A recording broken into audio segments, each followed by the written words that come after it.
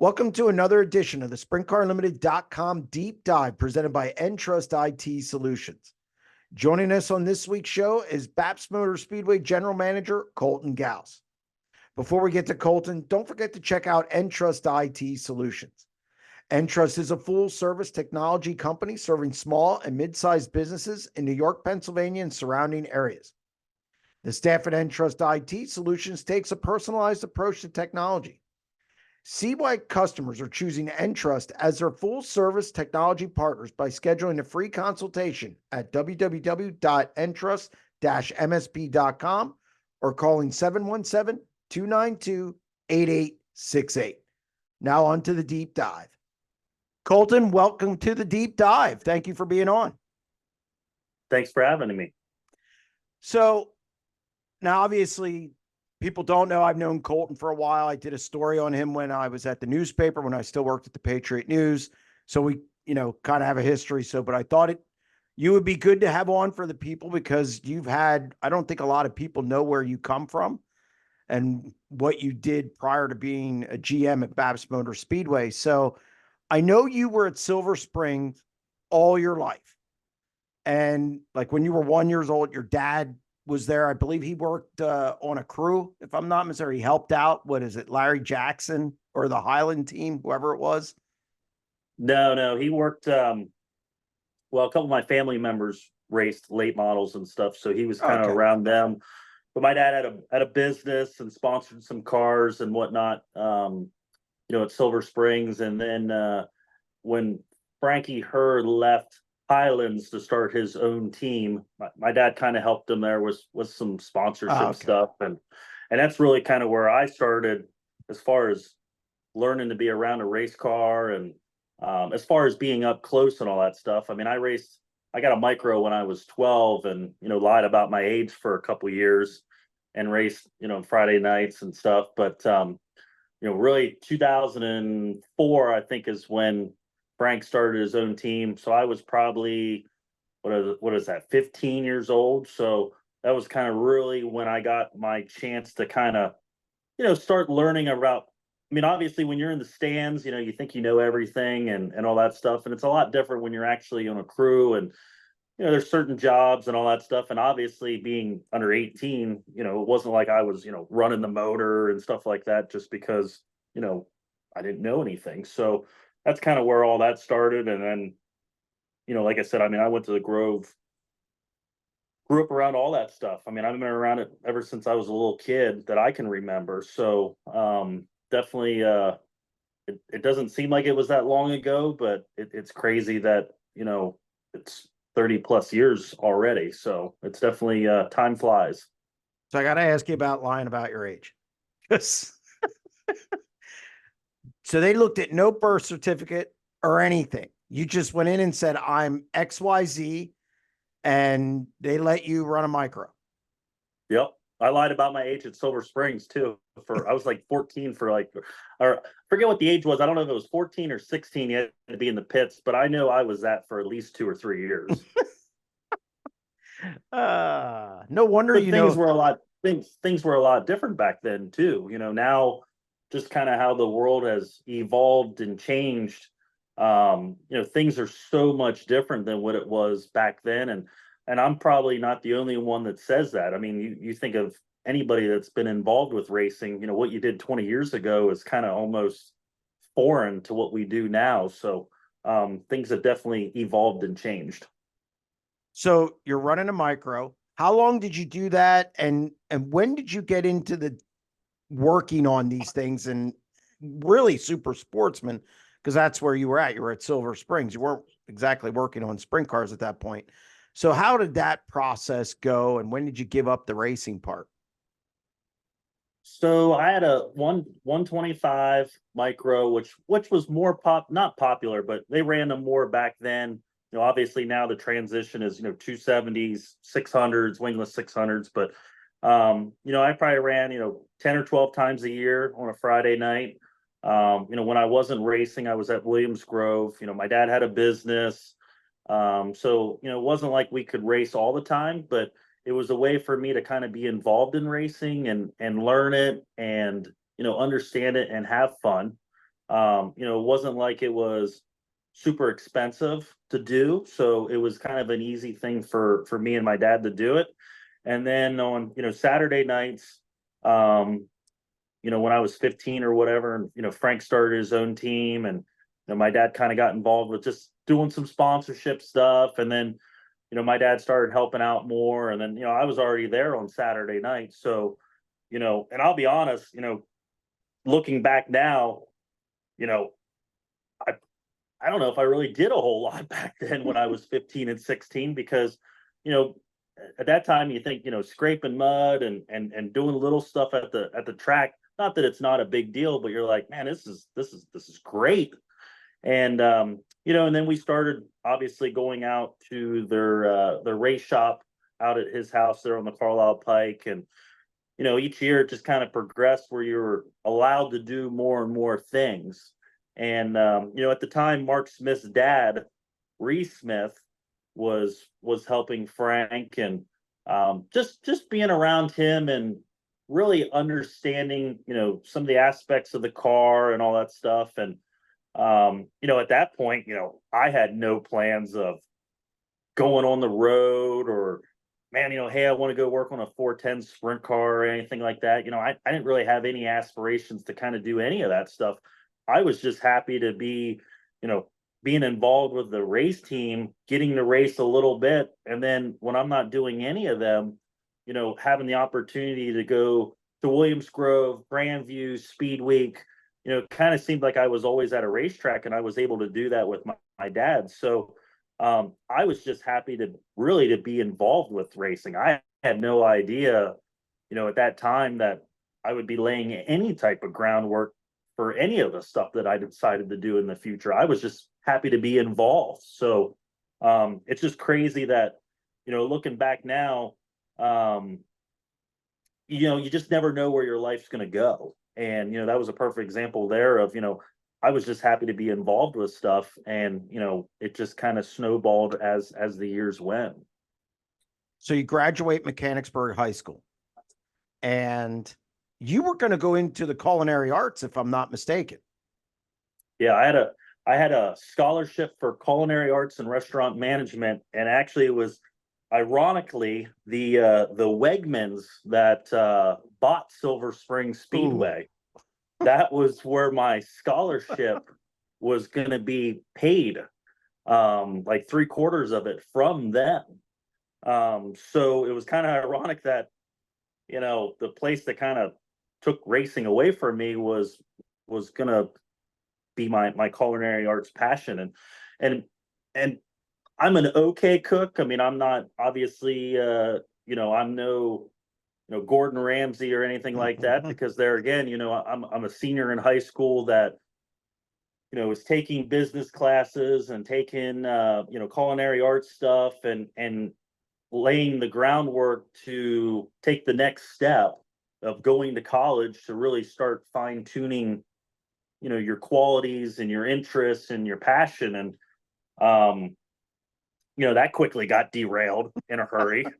I actually happened to be at Williams Grove during the May Outlaw swing. And at that time, Ricky Warner was working on the car. One or two guys quit. Justin was out on the road. Justin's dad was actually, they call him Squire. He was kind of helping them there at the Grove. And this is Kasey Kahne Racing. Yes. Yep. And, obviously I went to all the Outlaw races, and, I happened to go over there that Friday night, and, just like a curious kid that you see now in the pit area, you're looking around, you're watching, you're seeing what's going on, because obviously you think it's cool. And then the next night I came back, and Justin's dad, kind of asked me, he said, I got talking to him Friday a little bit. And then Saturday, he actually asked me, he said, would you ever be interested in going on the road? Of course, you're like, yeah, okay, right. And he got my contact information, took it, which I thought, oh, that's cool. That's really nice. And it was probably like anything else, hey, we're going to do this nice gesture to this kid, and he's going to think it's cool, and, a fan for life. And, I actually was getting ready to graduate high school, and Jerry Regal actually wrote an article about me going on the road because it was just a complete career path change that, a kid that had a scholarship from Mechanicsburg and all that stuff was basically kind of doing a complete 180 and going on the road. And it was only going to be to go on the road for a summer and then go back to school in the fall. Well, that clearly did not happen. But it's definitely crazy how the career paths change unexpectedly. So you're there, you get that call. We want you to come to Kasey Kahne Racing. Justin Adams was, who I'm sure you're aware, was one time with Carl Kinzer. You had, Kasey Kahne Racing. It's Kasey Kahne. Who was the driver at that point? Joey Saldana was driving second in points. Ricky was working on it. Ricky Warner. You have all these guys. Did you have to think about whether you were going to do this, or was it a slam dunk? They called, you said yes, and that's it. So they called me, and the offer stand. Do you want to come out on the road? And obviously, my dad and people were kind of like, what? So, we talked about it, and my dad, and much like some of the other people in the family, was, really, what do you got to lose? You're not in school anyway in the summertime, so you get an opportunity to go out there. I was a Kasey fan growing up, no different like Tony and all those guys. They were dirt track guys that at that time were in NASCAR, and you're obviously going to root for them and cheer for them because they came from Williams Grove and Lincoln and all that stuff. So I got the call, and I think I graduated like on a Wednesday. And I remember literally the next day going to Baltimore, Maryland, to fly out to Lincoln, Nebraska, and nobody, nothing. The race team's not even there. I had somebody from Phil Durst Moto Company pick me up at the airport. Don't even know who that person was. They pick me up. They take me to the Durst's business, and I'm basically waiting there for the race team. So I'm sitting at a business that I don't even know these people, know nothing, waiting on a race team to show up. And then ironically, 2 days later, the first race at Eagle, Nebraska, which was, my very first time with the race team, we actually won, which was then at that point, man, this is easy. This is great. How hard is the road life? You know what I mean? And it was just, just a really cool experience, but definitely, definitely a kid that had no idea what to expect. 18 years old, you think you know everything. You know how to work on a car. You did it. I don't want to say hobby racing, but you did it. Weekly and all that stuff with a team that wasn't doing it for a living. And obviously, when you go on the road, your mindset completely changes. Because now you're working with a driver that does it for a living, crew members that do it for a living, sponsors that, want results and all that stuff. So, your mindset and how you do things completely has to go out the door and change. So it was definitely an eye opener for sure. Now you were brought in to be what were you the tire guy to start with? Yep. Okay. Yep. Nope. So I was brought in to be a tire guy. Ironically, Ricky got fired the week, like 2 days before I flew in. That's perfect. So it was me, Justin Adams. They brought a kid out of Washington named Jared Ridge, who was kind of a family friend, and Willie Kane. That was the team. And then like a week or two later, Cale and his brother Kasey kind of got into an argument a little bit. Cale was driving his motorhome, so he left, and then he came part of the team. So like the first couple weeks, like it was piecing things together, but we were running good every night. It was just this most unorganized thing that was breeding success. It was just the craziest thing, but it was one of the coolest things for sure. So you're out there. Obviously, it's nerve-wracking to start because Hey, you're this kid out there with all the sharks, so to speak. How long did it take you to start to feel comfortable? Did it take years? Was it that summer? How long did it take you to kind of be okay? I'm one of the guys. I know what I'm doing somewhat. Well, I think I don't know.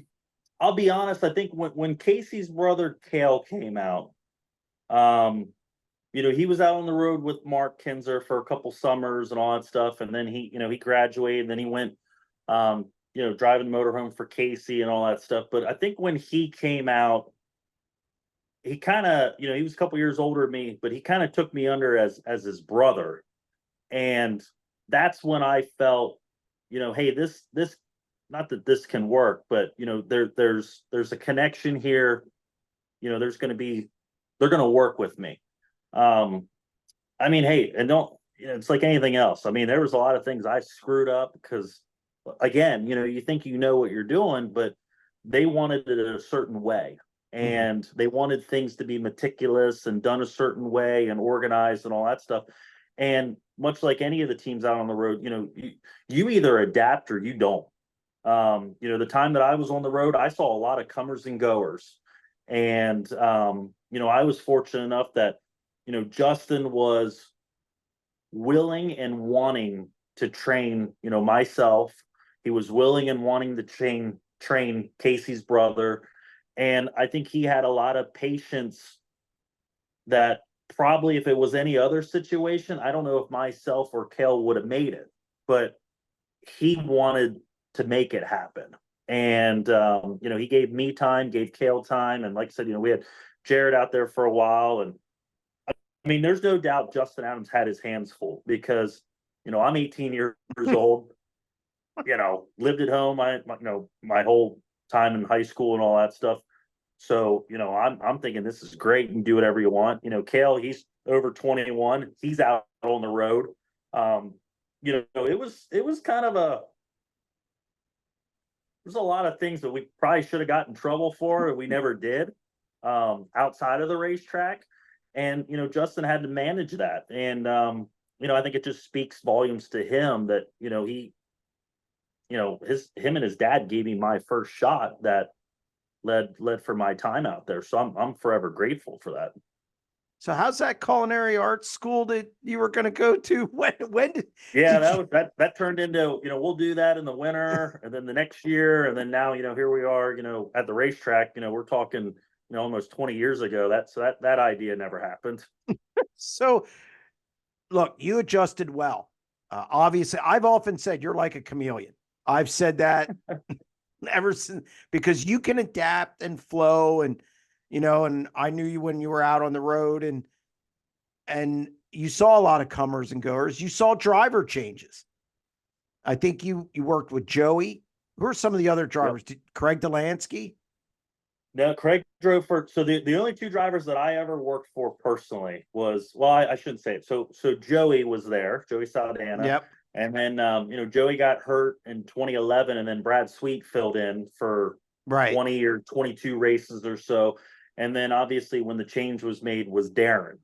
So really there was only three drivers that I really physically worked with that drove the car that I was working on.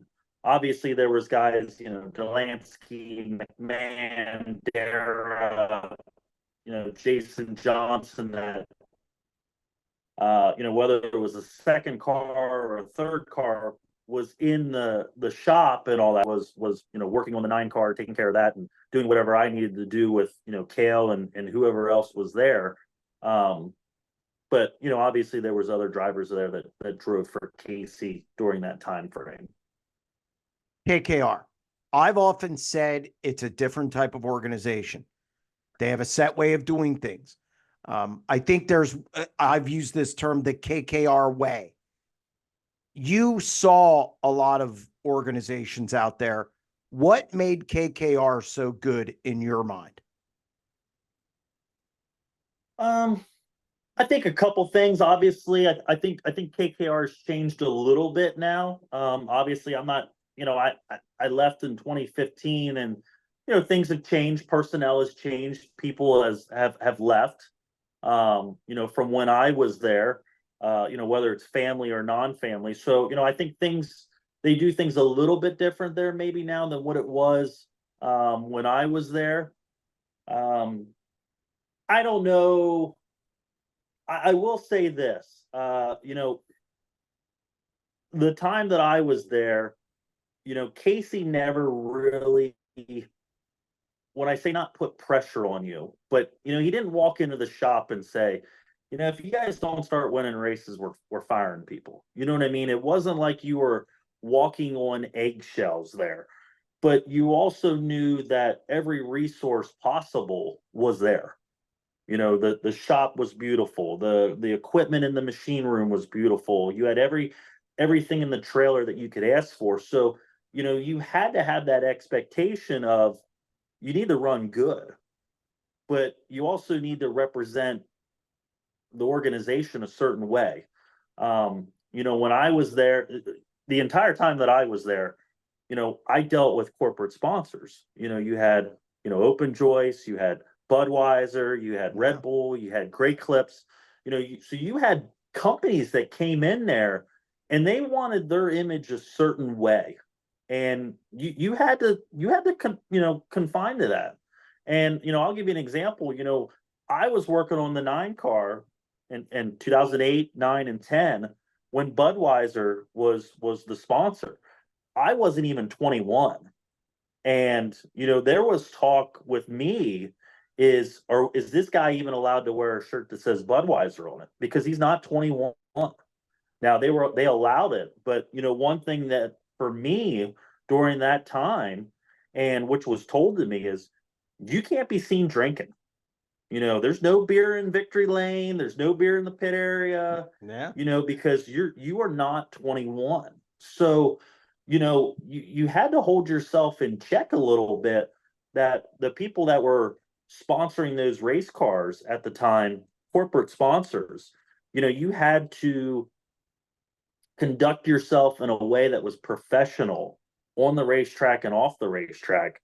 But, the expectation was, obviously, is always to win. Right. But I'll be honest, I think between Willie Kane, Cale, even when he was a car chief, even before he was a crew chief, our mentality, even if we won, we were not satisfied or happy.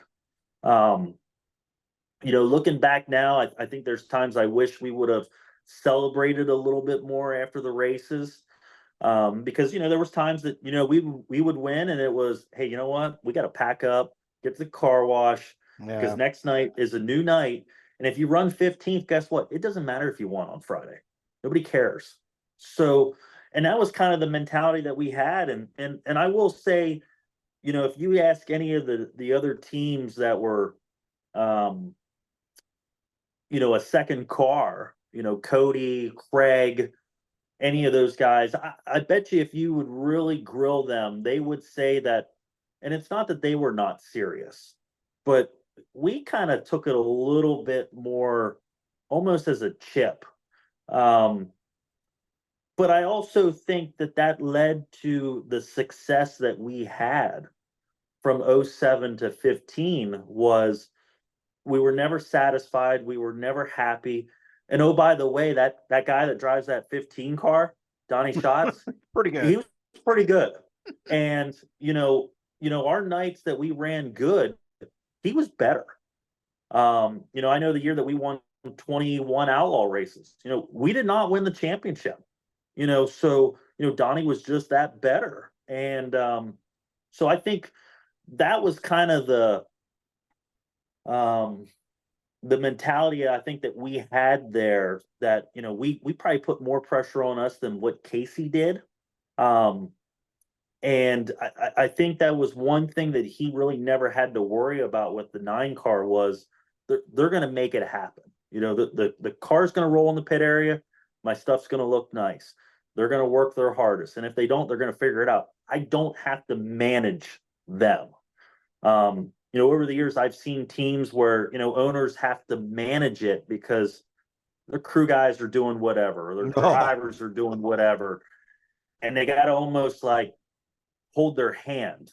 And that's one thing I will say with Kasey. He never did that, and we probably put more pressure on ourselves than he put on us. And I think that says a lot about him as an owner. Is he kind of left us do what we needed to do, and I think that speaks volumes to him. He trusted us. He trusted the people that was on his team there. A couple more things about KKR. I hear you're a tire rummager.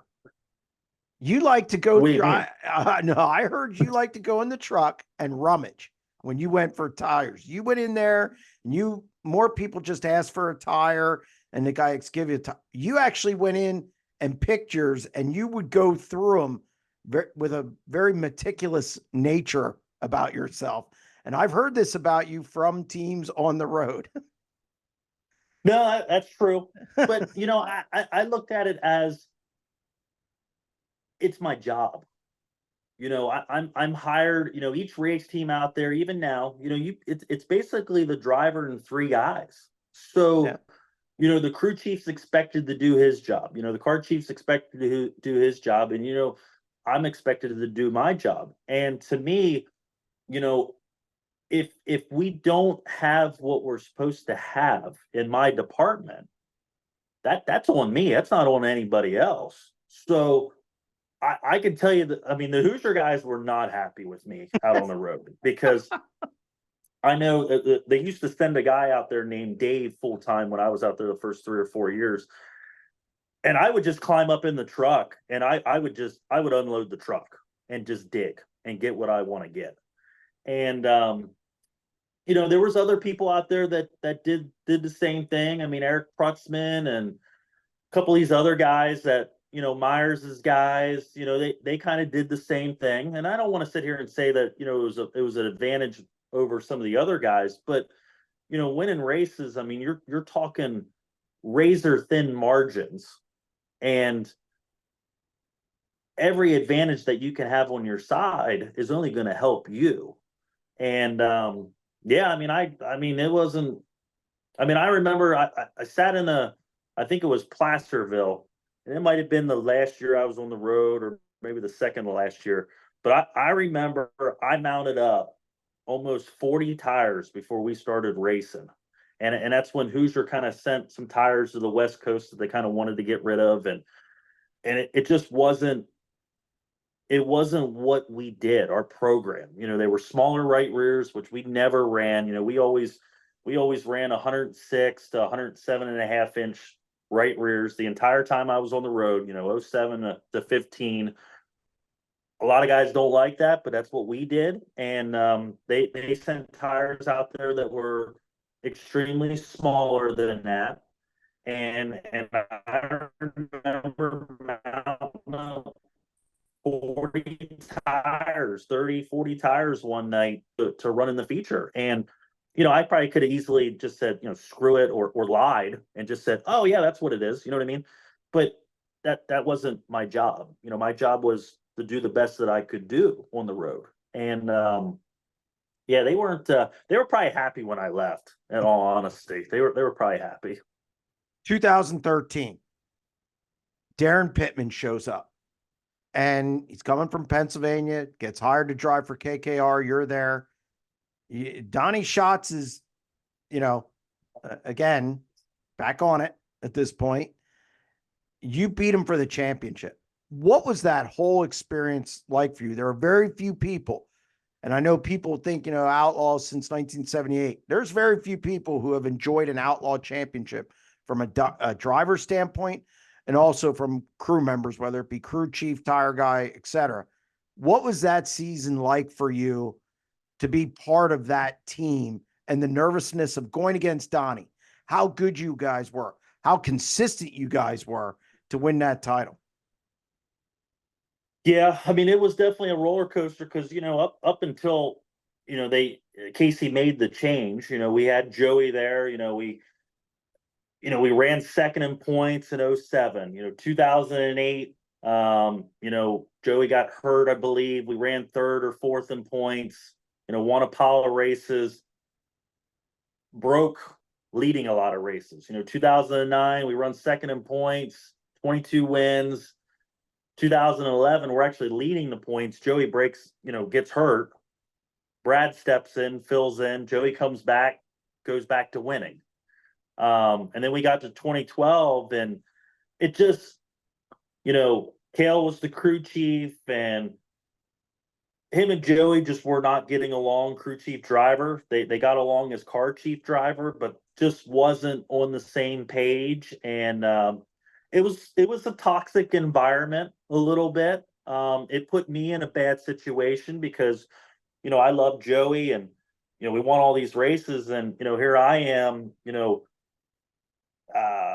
Cale's like a brother. I lived with him and Kasey for 2.5 years. So it's like, who do you side with? And they made the change that we were going to go move on from Joey and hire Darren. And obviously Darren was a great driver before he was hired at KKR. He was on the Outlaws. I'm still mad at him that he won the Kings Royal because he won that after we blew a tire. So I'm kind of mad at him because I feel like that's a race that got away from us. But we hired Darren, and of course, much like anything else, the internet wasn't as bad back then as what it is today. But of course, there's naysayers and people that were really critical. Didn't understand it, didn't understand why we were doing it. You guys are going to fail, whatever. And it wasn't that we wanted to outrun Joey. I'm glad that Joey was still able to be successful after that because he was a successful driver. It wasn't meshing. Right. So there had to be a change. But, we went to Florida, and I knew we were going to be good because we've always been good in Florida.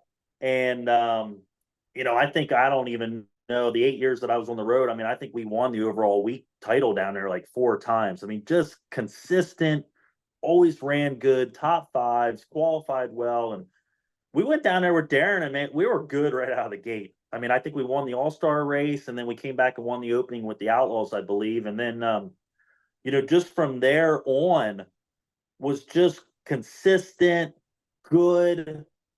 I think the biggest thing is, I mean, they had qualifying points, but I think the biggest thing that really set us apart was the nights that should have been our bad nights. We dug out. I don't know if it was Attica or somewhere, but I remember one night we started like 24th or took a provisional, and we ran 5th. There was another night, 18th, ran 6th. We were able to dig out of the situations that really should have just took us out of the championship to begin with. And then, we just kept on being consistent. I think we only won 7 or 8 races that year, or maybe 6, but there was probably another half a dozen to 10 that you could easily say, hey, if there's a yellow, or probably would have won. We just started a little too far back, where it went nonstop. But I mean, it was emotional, crazy, stressful. I mean, Darren was mellow. He'll probably say he wasn't mellow, but I felt like he was mellow the whole time. His demeanor never changed. He kept the team level-headed. And I'll be honest, I feel like that year, even though there were so many doubters, I feel like it was less pressure, and I don't know why. And maybe it's just because everybody meshed so well that it just, every night was fun. Every night was enjoyable. Even when we did wreck or whatever, it was just like, we'll get her back together. We're pretty good. We qualify well. We run good. We can pass cars. We got nothing to worry about. But obviously, going into Charlotte was a little nerve wracking. But we did what we did all year. That last night we kind of started. I don't know where we started, mid-packed, and we passed cars and we moved up front. And it was kind of the fairy tale at the end of what we did all season was we were able to bail ourselves out every night. And I think when you win a championship, it's great winning races. Don't get me wrong. I think, we won 84 races when I was there or something like that. And it's great winning races, but I think anytime that you run the World of Outlaws, USAC, even High Limit, Lucas Oil, the World of Outlaw late models, when you commit to a series full time, your goal is to win a championship because Should be.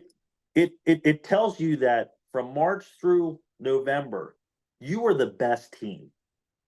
It's great for people to roll in there and put a whole night together because, sometimes depending on how weather goes and all that stuff, you don't even have to have a good car to win a race. It's just circumstances. But when you got to put a whole season together, you got to put 60 to 80 nights together where most people can't do that. Some people can't even put a whole season together with 30 races, let alone that many. So I think anytime that you run for a series full time, your end goal has to be you want to win a championship because to me that sets you aside from somebody having a comment of, well, you put one night together. Well, anybody can put one night together, but how many true people can put an entire season together? And I think you see that with all sports, football, Oh, yeah. whatever. I mean, who can put the entire puzzle together? Anybody can put opening day together or after a bye week, or anybody can put one game together or one night, but can you put the entire puzzle together and go through engine problems and cars and personnel and all those challenges?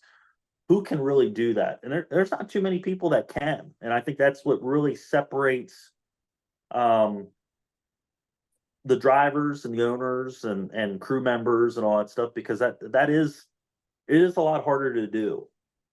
And there's some people that do it for years and never come close to winning a championship. And it's crazy when you look at some of those people that never have. So you finished 2015. Okay. You get the call to be a general manager at Susquehanna Speedway. Now, before, were you going to leave the Outlaws before that call, or was it that call that kind of made you go, hey, it's time to do something else? And when you did finally get that call, regardless, was it a tough decision to take it?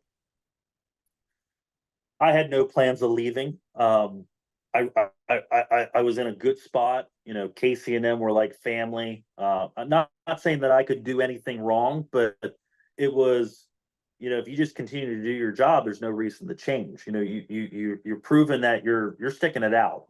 So there was no thoughts of leaving or anything like that. And I believe I feel like I was like in North Dakota or something when Scott called. And I mean, obviously I knew him, his mom, did all the accounting for, the National Open benefit and stuff that I did there at the Grove. So I had those relationships. But it was definitely an unexpected phone call that, kind of, I remember going into Canada, because every time we went to Canada, I would just shut my phone off for 2 or 3 days because I just didn't want to deal with paying all the crap and all that stuff. And you were literally only in there for, 2 days because you wanted to go in late and then get out as quick as you can. So I remember taking that phone call with Scott and then going to Canada. And then we came out on the other side in Washington, which was in September. And that's kind of when things kind of started. The conversation started coming more and more. But it was definitely kind of like, it's an interesting opportunity. It's definitely going to be a challenge, but it was definitely something that took a little bit to think about. So I remember Susquehanna Speedway at the before, before the BAPS Motor Speedway and what people say, see now. You could have tested missiles there. I mean, it was not good. So when you saw the place, now I'm assuming you took the job and then saw the place, but when you saw, I mean, I remember what it was. I get that, but to be there and actually rummage around, because you are a meticulous guy, and I think people who know you are kind of a detailed guy. What were your thoughts when you rolled in there and were like, oh my God? What did I Well, do? I remember I was in California when I ended up deciding to take the job.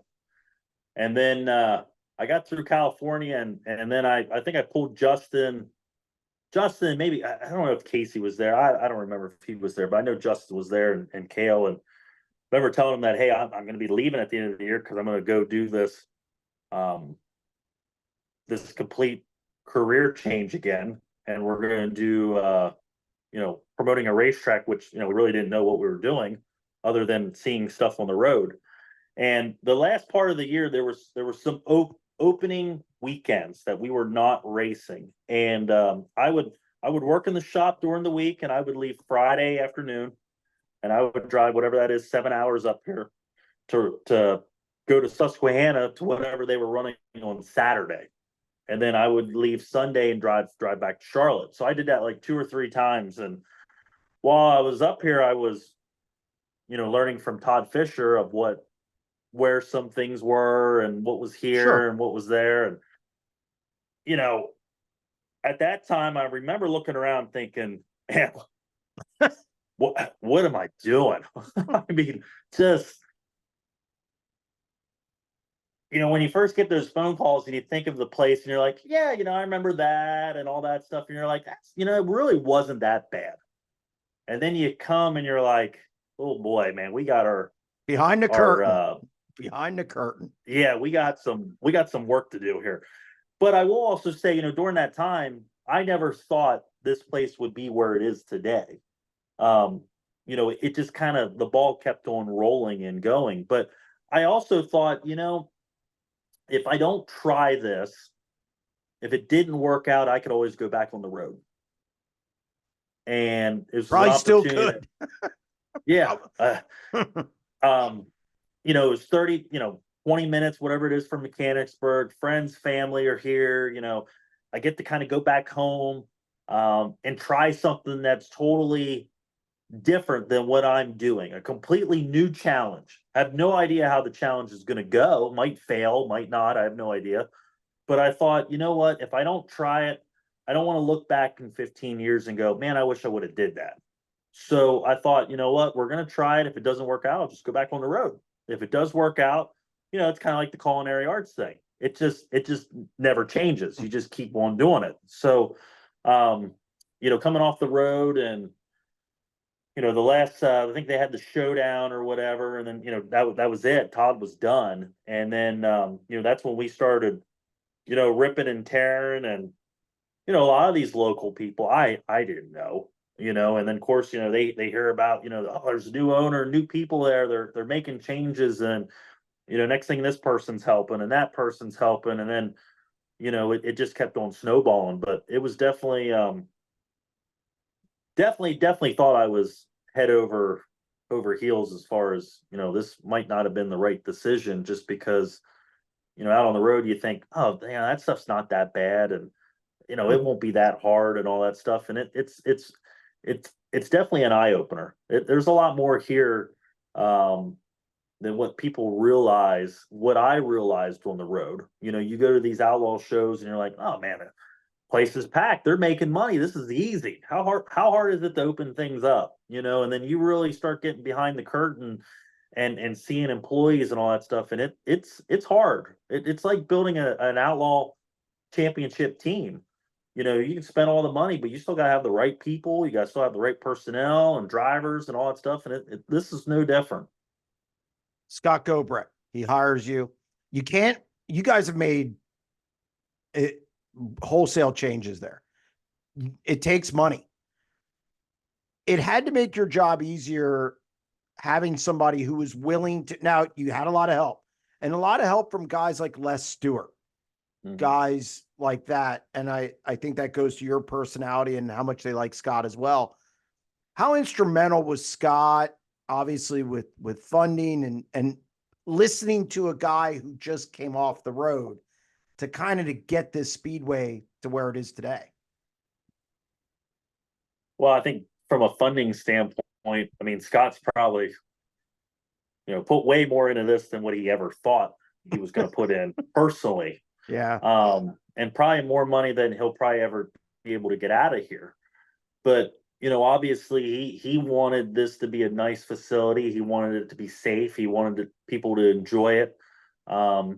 And unfortunately, when he bought it, there was a lot of changes that he had no choice.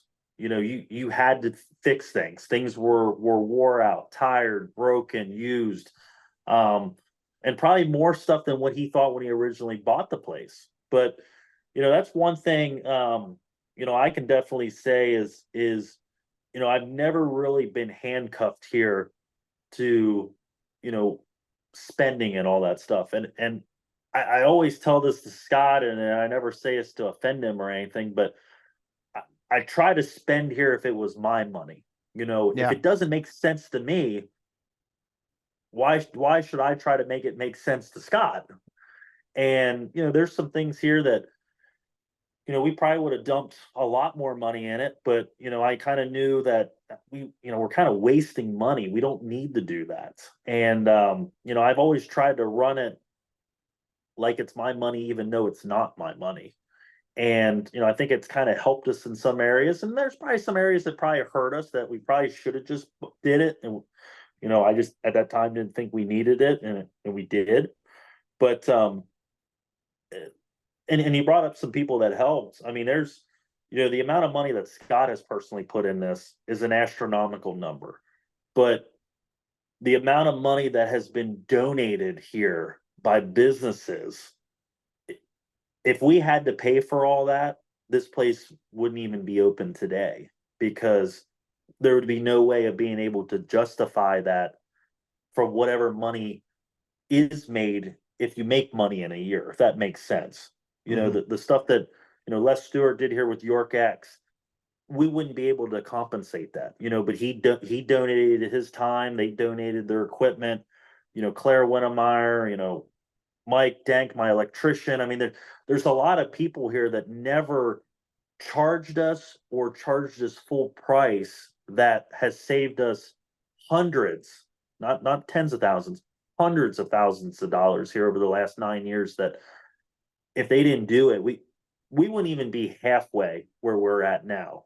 And I think from a Scott standpoint and my standpoint, even though this is year 9, we are way farther along than I ever expected us to be.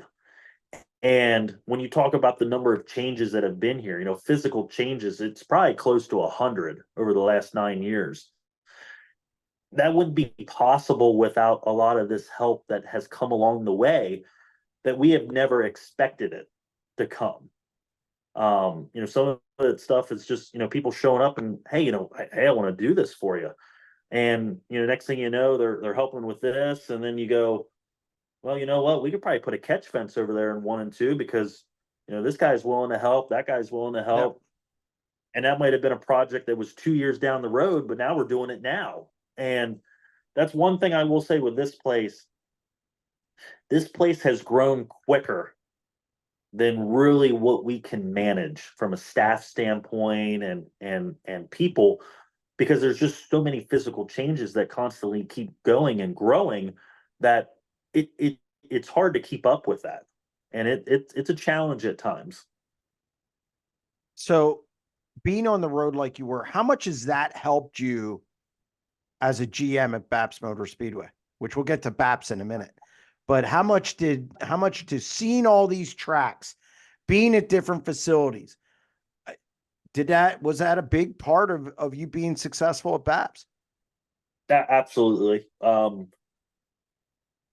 There's a lot of things that, there's good ideas that I've seen, but there's also probably more bad ideas that you go, yeah, we're not even going to try that, because we've seen what happens there. Yeah. But I think the one thing that has really helped me, that I would say I have an advantage compared to some people, is the relationships that I fostered out on the road were easy to pick up the phone.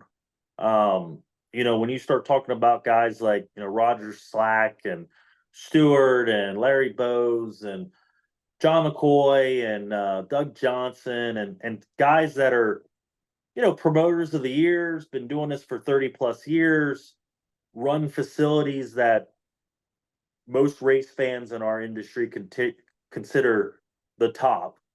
When I could just pick up the phone and they're going to answer, if I wasn't out on the road for those 8.5 years, it probably would have taken me 20 years to build that relationship, being a guy coming from a corporate business saying, hey, we're going to try this racing thing. Oh, who do I got to call and talk to? I don't think those guys would pick up those phones and say, hey, what's going on? So I think that has really helped me because I'm able to gather information and relationships and use them to my advantage a lot quicker than what some people might be able to do in this industry. So being out on the road definitely has given me an advantage that I can pick up the phone, but more importantly, if I need to get one of them to do a favor for me, they have a whole lot more power than I do. So they can make things happen quick. And the one thing that sticks out in my mind, 2018, we had a really bad dust problem here, and there's times that we still have a dust issue here. I'm not going to say that it's 100% fixed. Once in a while, it rears its ugly head here. But 2018, we had a bad problem here. I mean, it was horrendous. And I remember calling Roger Slack and John McCoy and Doug Johnson and them and saying, I got a problem. This is what we're doing. This is what we got. And they were quick to hey, this is where you need to send the lab stuff to. Tell them I told you. You'll get it expedited. That was invaluable information that helped. And so absolutely being on the road definitely has helped me more ways than not. And I can't thank those guys enough. This is a deep dive for a reason, and I have to ask you about Greg Hodnett. Mm-hmm. I would assume, well, and I actually, in full disclosure, I was there that night. We knew each other at that point. I don't mind saying that for a couple days after that happened, I had you come stay with me. How hard was that incident, the aftermath of it? It had to be the most difficult part of your racing existence. Yeah, I mean, obviously, I've seen some guys pass away over the years. Bill Hecker at Silver Springs, yep. And there's some other guys. I saw Clausen's wreck and Jason Johnson, but I wasn't involved in those. I knew them, knew those guys. Especially Clausen and our very first USAC race here was because of Brian Clausen. And then Jason being on the road. So, those bothered me because I knew them personally. But obviously the Greg thing was a completely different situation because I was physically involved. I was involved at the Speedway. I ran the Speedway. I was in the tower. I saw it happen and where the car was, I knew the chances. I knew going to that scene in my mind, I knew what I was probably going to see because I just knew there's physically that couldn't get there, if that makes sense. You know what I mean? Where the car ended up. And, it was a tough situation. And it's, Sherry was not there. Having her come there and handling her the best that we could handle for what the circumstances were, was a struggle for me. Obviously getting Greg out of the car and, removing the car and, dealing with the coroner and all that stuff. There's just so many things that, you can't move, you can't do, you got to do extra steps, that I didn't realize that was a struggle. And then the hardest part was, the days after, yep. Meeting Mike Hefner, seeing Sherry again, and talking to them about that, because there's nothing that I can say that fixes anything, and what the reaction's going to be, and what they're, I don't know what they're going through, but I kind of know what they're going through, if that makes sense. I never lost a husband or a wife, so I don't know what that feeling was that she was going through. It was tough. It was, going to the funeral was hard. Yeah. I'll be honest, the hardest thing that for me, and maybe not so much the hardest thing, the most disappointing thing was some of the reaction that was on social media. Some of the comments that people made of, Speedway not caring, we only cared about selling advertising or this and that.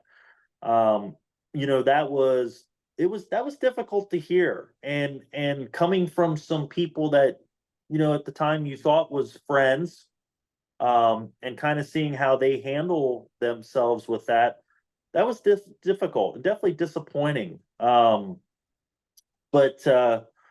it was a hard thing to go through. I mean, it's definitely something that I think about all the time. Because I was here that night. But I don't think anybody ever gets over it. I mean, it's always going to be a memory. It's always going to be something that's in everybody's heads. It's definitely a tough situation. I mean, it was hard on my staff. We lost some good people after that. We lost some good EMT workers after that kind of just said, "Hey, we're done with racing." You know what I mean? And that was sad to see because those were people that kept drivers safe and helped at the speedway and helped customer service and getting people through. And when we lost some of those people, that was hard because it was they weren't leaving because of you, they were just leaving because of what happened. And that was tough, but it's it's something I don't wish on anybody to go through. We know this sport is dangerous. And it was a freak accident and all that stuff, but I am proud of the fact that we took the initiative to do whatever we had to do to fix down there. And we put a gate in and tried to do some other stuff. And will that ever fix from something happening down there again? I don't know. But we had a lot of people that helped with that project. And I'm very thankful and happy that we were able to do those things, make those changes. And it was tough because it wasn't like we were making changes around the speedway. Before that happened, we were replacing catch fence and lights and adding jersey barriers, right, and fixing things in the grandstands and fixing things in the pit area, walkways and all that stuff. So, we were constantly making changes and safety stuff for everybody, but it's hard to be able to do everything at once. And that was, that's the thing that kind of, weighs on me a little bit is, man, just darn it, we're doing all these changes and all this stuff, and you kind of feel like you let people down. You know what I mean? If that makes sense. Sure. But it's definitely an uneasy situation for sure.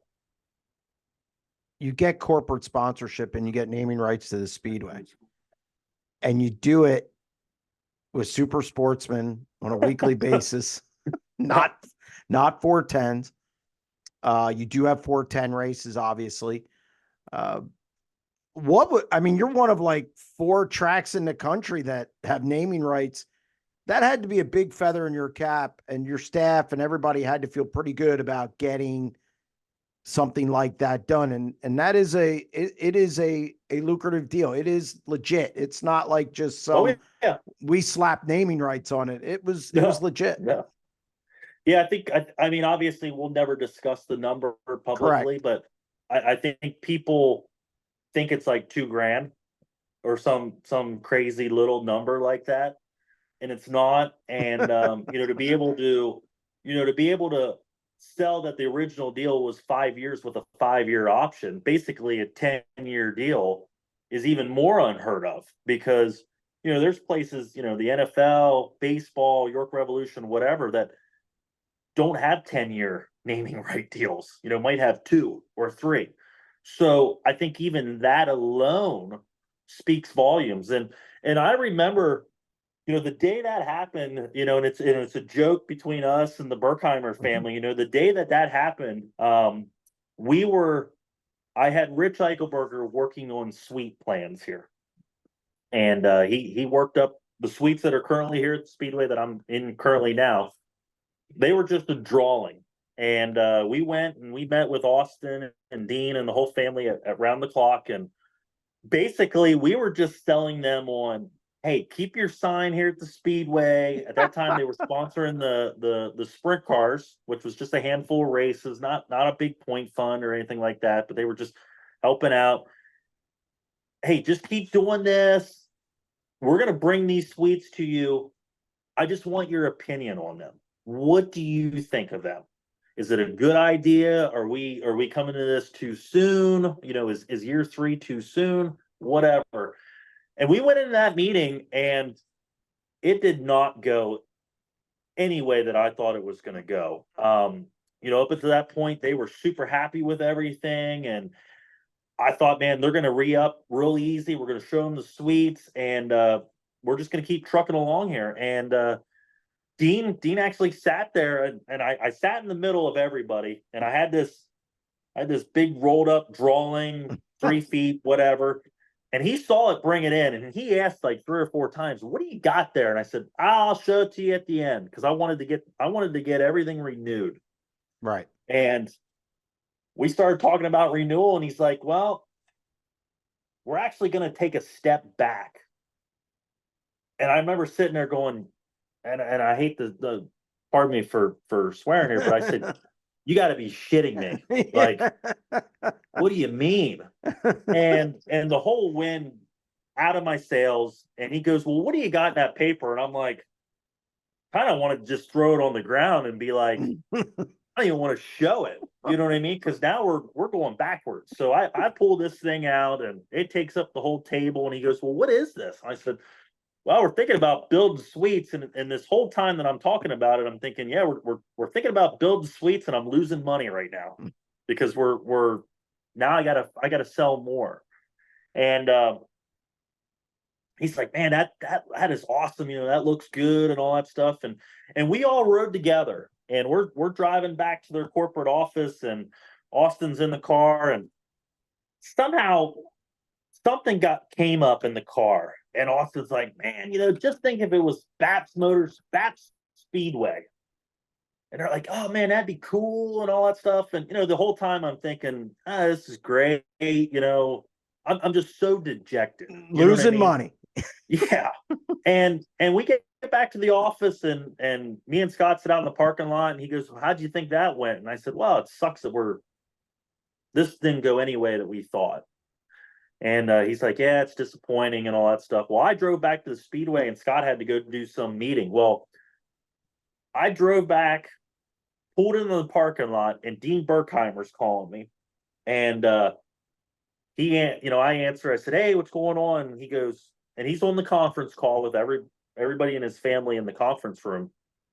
And he said, "Is Scott with you?" And I said, "No, he went, Hanover. He's got stuff going on, so it's just me. What's up?" He goes, "Yeah," he didn't answer. He goes, I want to throw something at you." And I said, "Okay, yeah, what is it?" And he goes, "What's it gonna cost to call it BAPS Motor Speedway?" And I thought he was joking. I said, "What are you talking about?" He goes, "Well, we talked about it here, and like, what's that cost? Are you doing the suites? Like, I want a suite, want all this." And I was blown away. And I said, "Well, I got to call Scott." Well, I called Scott and basically told him, we went from losing money to now we're like off the beaten path here. And I don't think he took it serious either, no different than me. And then when we actually sat down and actually started talking about the details and the money and what's going to cost to change everything, signs, employee shirts and signage around the Speedway and the website and Facebook, what it's actually physically going to cost just to change that, not alone make money off of this, but just to change everything. And I don't think me or Scott realized that this was even a viable option, because, we started putting numbers together and we're like, now you're in the five figures and now it keeps going up. And you're like, man, it's, we got to get 80 t-shirts and we got to get this. And the number just kept on going and going and going.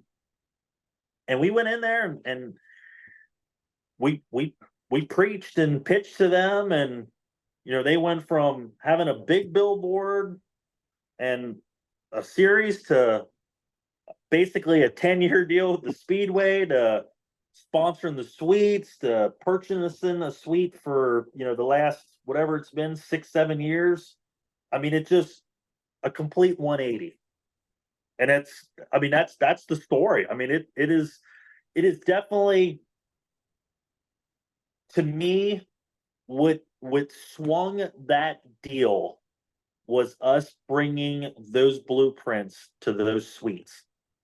The vision of them seeing where we wanted to take this place and more engagement in doing stuff was the turning point of that meeting. And then it's gone good ever since. I mean, it's just been great. Their involvement is, now they have Hake's, they bought Hake's grocery store, which is, Dottie's, and now we sold naming rights to the next 3 years to our concession stand, which I know nobody in the country has that. Not that I know of. It's just, things have just kept on evolving and moving and all that stuff. And it's been a great partnership, but it's definitely when I tell that story, I don't think people believe it, because it is so unbelievable how it went and how it's going right now. I mean, it is a complete 180. I remember getting a call from you and I didn't believe you. So, but so we're just going to do some rapid fire stuff here, kind of to wrap up. You guys, and I did a 90 at 9 on this the other day, your community engagement and what BAPS Motor Speedway getting involved in the community. I feel it's the best way to promote now. I don't feel enough tracks do it. I'm not going to rehash that, but I think you've set the standard for community promotion. You're involved at the local elementary school. You're going to Hershey. You do Jubilee Day. Today, which is Wednesday, you were down in Franklin County at a vocational metroplex, it looked like, and hundreds of kids, and you're giving free tickets. You do all the shows. How important, it seems like community engagement is because you're a younger guy, you're in your mid-30s. Do you feel that's the way that racing needs to go? And how important is it to the success of BAPS Motor Speedway to be that involved in the community? Well, I think it's a couple things. I think, I know Ariata did a story on this. I think the second year I was there, and I had some pretty critical quotes in there of basically saying, if you rely on the same fan base and you're not bringing anybody new in, we know we know how that goes. It's this, straight down. And I feel like, if you're not out there gathering new people, you're falling behind the times with stuff. I'll also go on a limb and say this, and I know I'm right by saying this, but the days of slapping a sticker on a race car, those days are over. The days of slapping up a billboard at the racetrack, those days are over. People want engagements, people want return on investment, people want numbers. They want more than just a sponsor going around on a race car and a sponsor on a billboard. So I think, the stuff that we're trying to do, we host National Night Out here, which, we're one of the largest in York County. I think that, we do that for a number of reasons. I'm trying to bring in the next generation. I could tell you our demographic has changed from when we first started here in 2016. 2016, very older demographic. We had very minimal kids, 12 and under here. We had ticket machines that can show that. And I can tell you, now we have a lot of races that our 12 and under number is more than our 60 and over. So, our average age is going down. Now, it might have been at 65 and now it's at 59, but it's going down. So, by doing these events, we're getting some younger people involved at the speedway, getting them to like racing. Maybe they want to come work at the racetrack. I mean, we're always looking for people. But I think the second part of this is we have a lot of sponsors here. We probably have more sponsors here than anybody else in the area. And a lot of that is for a lot of reasons. It's not necessarily the divisions that we race here. It is by engagements, community stuff. National Night Out is a huge thing for our sponsors here. We probably have about 15 of our sponsors that set up for National Night Out alone. We were at the Votech thing today. We had a sponsor there. The Hershey thing, we had 3 or 4 sponsors that came up to us and said, "Man, we're so glad that we're partnered with you." Just having the Speedway here, people know that we advertise at the Speedway. So it is, I think it's twofold. It helps the relationships here, especially right now. I mean, let's be honest. It's raining. These businesses that have signs out here at the racetrack, they're not getting a whole lot of value here on a Saturday night because it's about 10 birds in the grandstands and some animals and whatever else runs around here on a Saturday night. They're not buying nothing. So when we're out here able to do some of these trade shows and Jubilee Day and all that stuff and National Night Out, we're still bringing some type of value to those sponsors because they're partnered in our mission that we're trying to do here. You brought up about the elementary school down the road here. We had an event there earlier this year where 350 kids, got free T-shirts. We had 8 local businesses that advertised at the Speedway that partnered with that event. We're going to be doing an event here later on in the year where, Thrivent Financial, which is, on our Jumbotron and does some stuff here, they're going to basically buy book bags and supplies for all 350 kids down here. That's expensive. That's not a cheap an investment, but they want to do that because they're seeing a return of the community involvement that is outside of the racetrack. We're getting them the advertising here at the racetrack, but they're also getting the benefit of the stuff that we're doing outside of the racetrack. And that comes with social media and all the other stuff. So it's to me, it is critical that everybody starts getting involved because, like I said, the days of opening up the gates and the days of just slapping a sticker on the car, they're over. And, you can either get on board and start doing what some of these other people are doing, or I feel like you're going to kind of fall behind. And once you fall behind, you're not going to change the average demographic in your speedway in a year. I mean, we've been doing this for 9 years, and I feel like we're only chipping at the surface.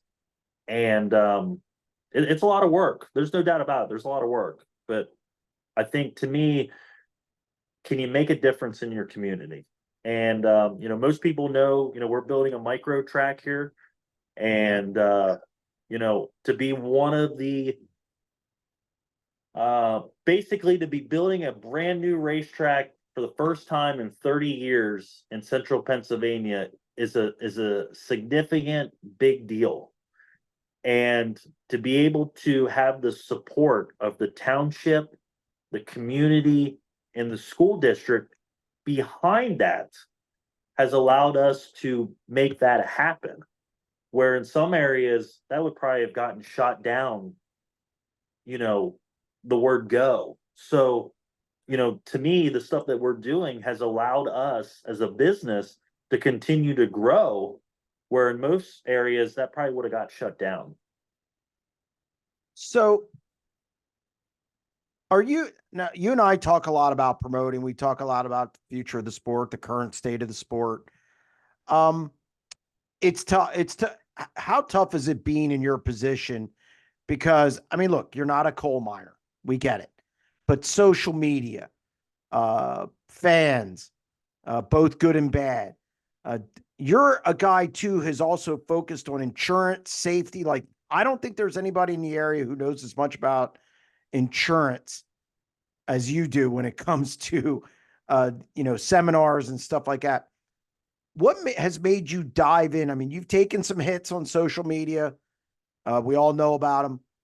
Yet you keep diving into this. What keeps you going? And we're not going to see you in culinary arts. You're not going to switch again. This is you're a lifer now. Well, I think the challenge is one thing. I mean, obviously when I was on the road, your ultimate goal is to be, a champion, and you're gonna put in the steps and you're gonna put in the effort to achieve those goals and keep going. And I think it's no different than here. I mean, we're obviously, I'm human. The people that work here are human. There's going to be mistakes. There's going to be, bad calls. There's going to be good calls. Maybe we miss it on the track one night. Maybe one night it's, everybody says, man, it's the best race I've ever seen in my entire life, which, might be the case, might not be. But I just feel like the challenge of constantly trying to be better and evolving and changing is what keeps me motivated to keep going with all this. We know we're not going to make everybody happy, from a fan standpoint, a race team standpoint, a neighbor, an employee, there's only a handful of people that are going to leave here on a Saturday night that are happy, because, if the certain driver didn't win, there might be fans that are upset that their guy didn't win. They paid their $20 and their guy ran 13th all night.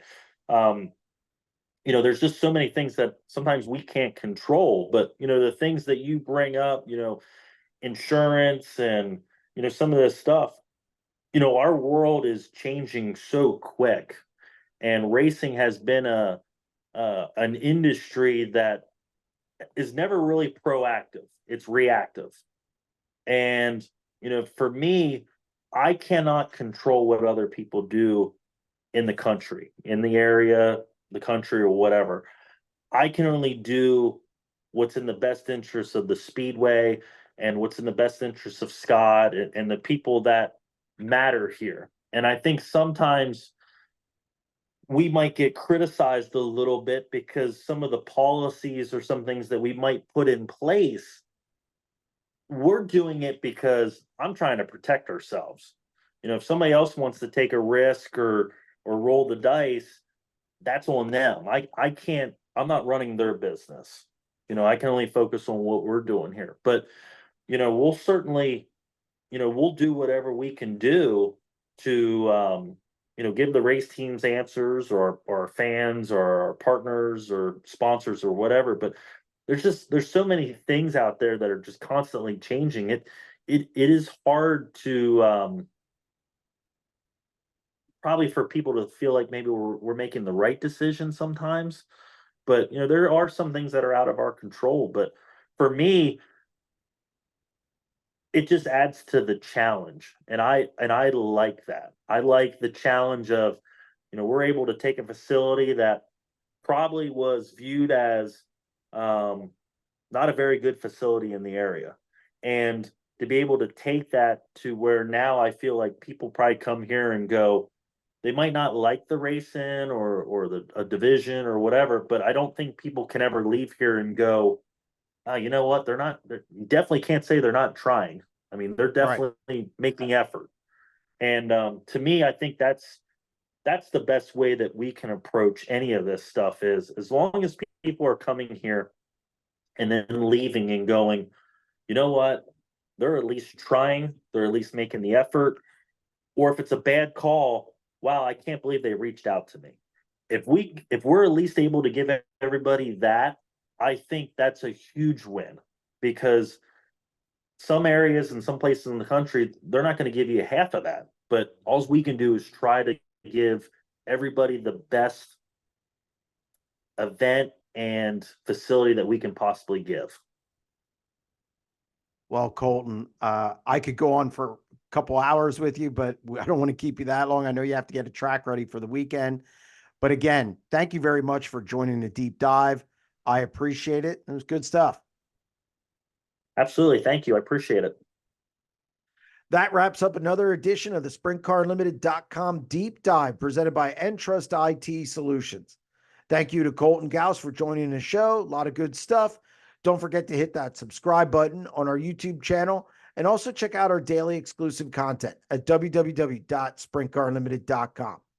We'll be back next Thursday with another edition of the SprintCarUnlimited.com deep dive.